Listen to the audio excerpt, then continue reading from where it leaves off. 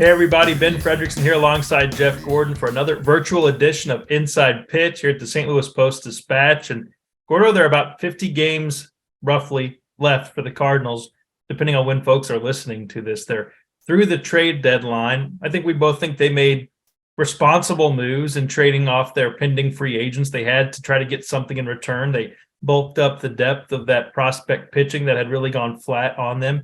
But they didn't answer their questions for the rotation next season, and they're going to have a big offseason ahead. We both know that. We have both talked about that plenty.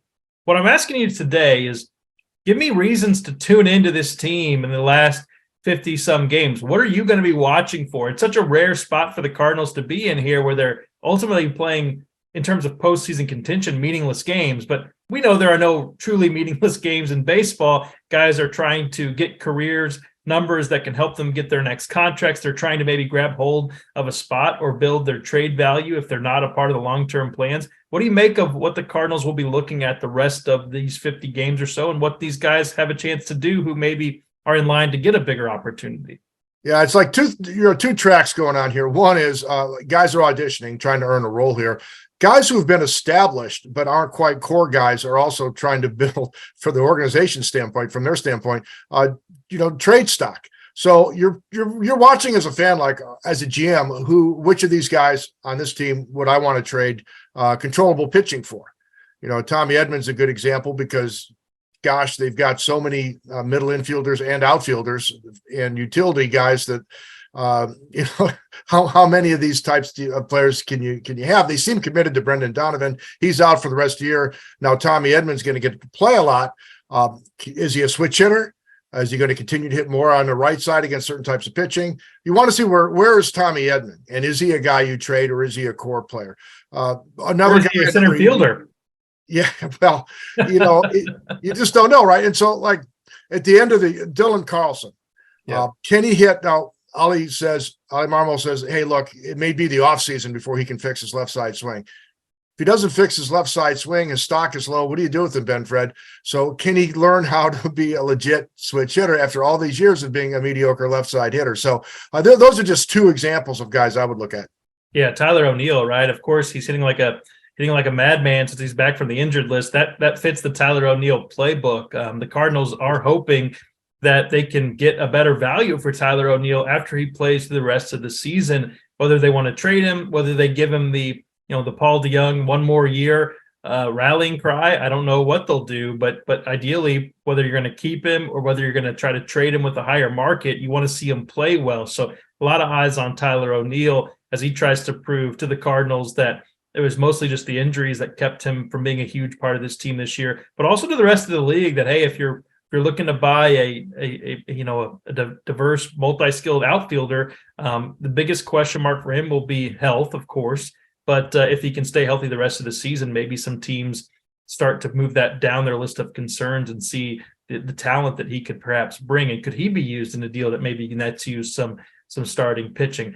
I'm looking forward to some guys who haven't gotten a chance yet, or much of a chance. We know that guys are going to be trying to make their case to be in the rotation mix. Dakota Hudson had a strong start. We're going to see Matthew Liberatore get regular starts. I think he deserves that. I mean, it's time to find out, sink or swim, if this guy's going to be part of the discussion for that fifth spot next season.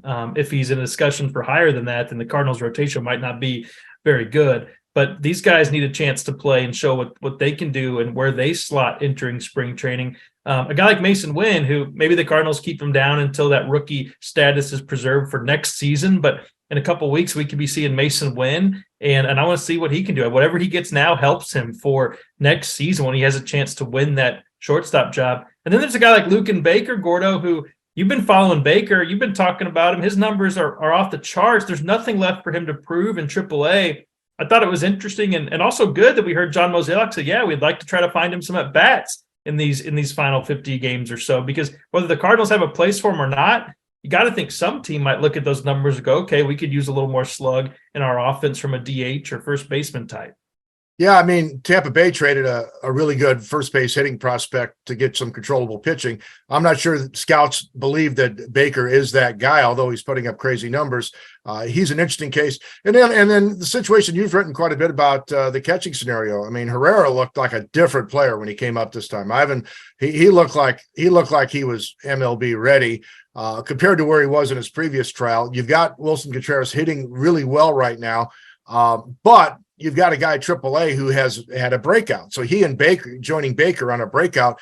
How do other teams see him? How do the Cardinals see him? Meanwhile, Kisner's hitting the ball real well. He's taken a step offensively, and it seems legit. So can Andrew keep going and solidify his place, because they love everything else about him, but now he's hitting too. So, boy, a lot of guys are on the spot.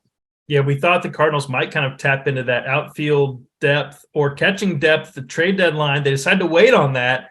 They think those are more off-season questions, but how they play those guys, like how much Herrera plays at the major league level the rest of the season, could be a tell to what they're thinking about the catching situation next year. So lots of clues, some cases to be made, and perhaps some debuts to come. It won't be the same as watching a team try to barrel toward the postseason. You'll have to tune in and watch the Cubs games, I guess, to see what that's like. But the Cardinals do have some intrigue and some interest left in store here in these final 50 games, and it's about getting a better read, a better situation ahead for 2024. So watch with that in mind, but I think we're going to have some fireworks in some ways left to watch and document. We'll do it all at stltoday.com. For Jeff Gordon, I'm Ben Frederickson. We'll talk to you next time.